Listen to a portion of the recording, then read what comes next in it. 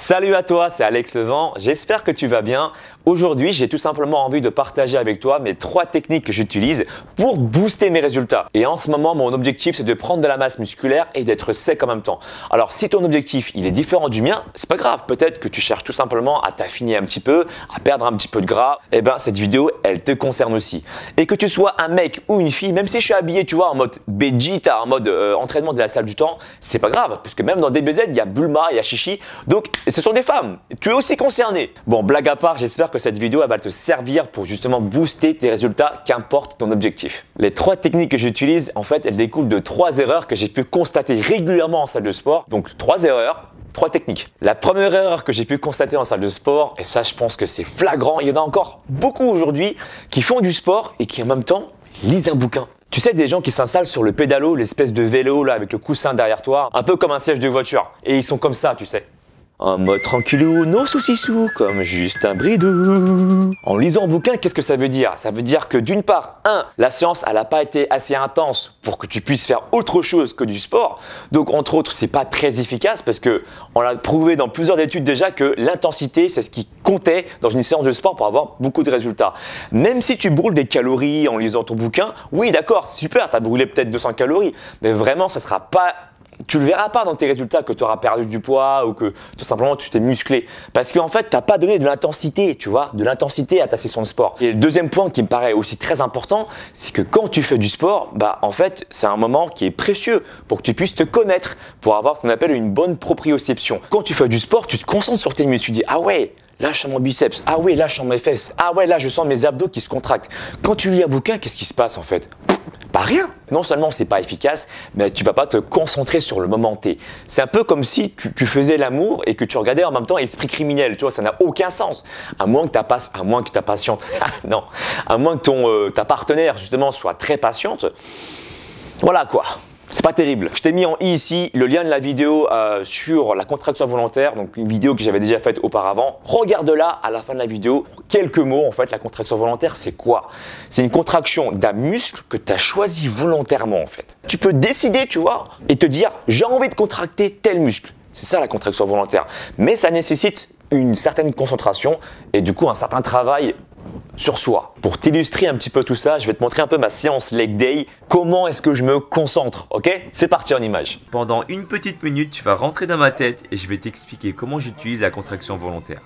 Je commence à me placer sous la barre et là j'effectue déjà un premier travail qu'il ne faut surtout pas bâcler. Pendant ce moment-là, je vais m'auto-persuader que je vais contracter les fessiers pour cet exercice. Quand je suis à 90 degrés de flexion en bas, j'aime bien rester 2 secondes sans bouger avant de remonter pour éviter justement l'effet rebond et travailler comme ça purement qu'avec mes muscles. Et là tu le vois peut-être pas, mais dans ma tête il se passe ça.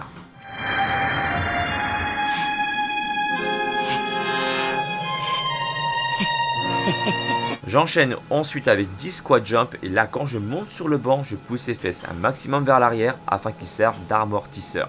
C'est comme ça personnellement que je les sens bien travailler.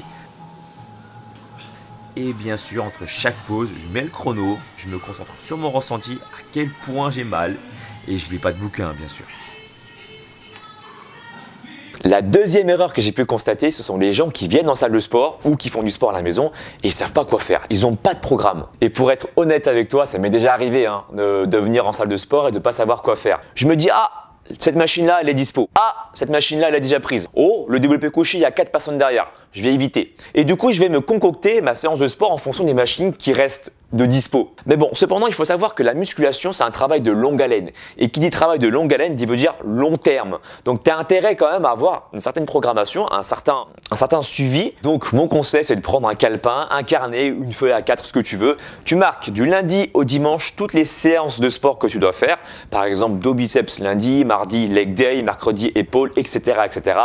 Et ça te permet d'avoir une base et savoir là où tu vas. C'est très important de savoir là où tu vas, tu vois. La troisième erreur qui en découle de la deuxième erreur, c'est de ne pas visualiser ta séance de sport. Alors je m'explique, et ça c'est très important parce que je vais insister dessus. Avant même de faire ta séance de sport, tu dois savoir ce que tu vas faire. En fait, avant même de faire ta séance de sport, tu dois savoir quelle machine déjà tu vas utiliser. C'est limite si tu peux palper justement l'haltère. C'est comme Mirai Trunks. Tu sais qu'on a voulu se battre contre Black Goku. Il s'est mis, tu vois, au-dessus du fleuve et il a médité.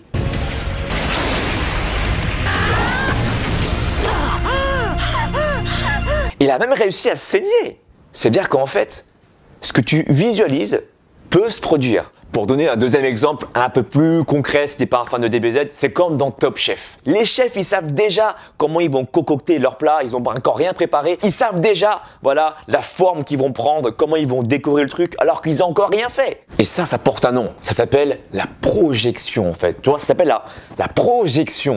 Et il y a plein d'athlètes qui font ça, hein. Des athlètes de haut niveau, par exemple les sprinteurs, ils se mettent là, tu vois, ils se concentrent, ils sont là. Tu vois, ils s'imaginent en train de courir, ils courent pas, mais ils s'imaginent en train de courir.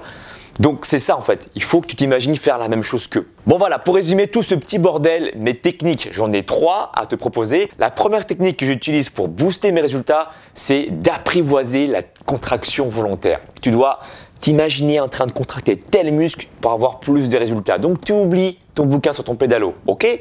La deuxième technique que j'utilise, c'est de venir en salle de sport avec une programmation. Tu sais ce que tu vas déjà faire. Et la troisième technique, elle en découle de la deuxième, c'était quoi déjà? Tu dois te projeter déjà, l'autoprojection sur la séance de sport. Et toi, dis-moi dans les commentaires comment est-ce que toi tu fais pour progresser en musculation et tes techniques pour rester motivé. N'oublie pas non plus de me suivre sur les réseaux sociaux, je suis actif sur Snapchat, Facebook, Twitter, Instagram. Il suffit de taper Alex Levent, donc je te le marque ici. Et je te dis à très bientôt. Ciao, ciao.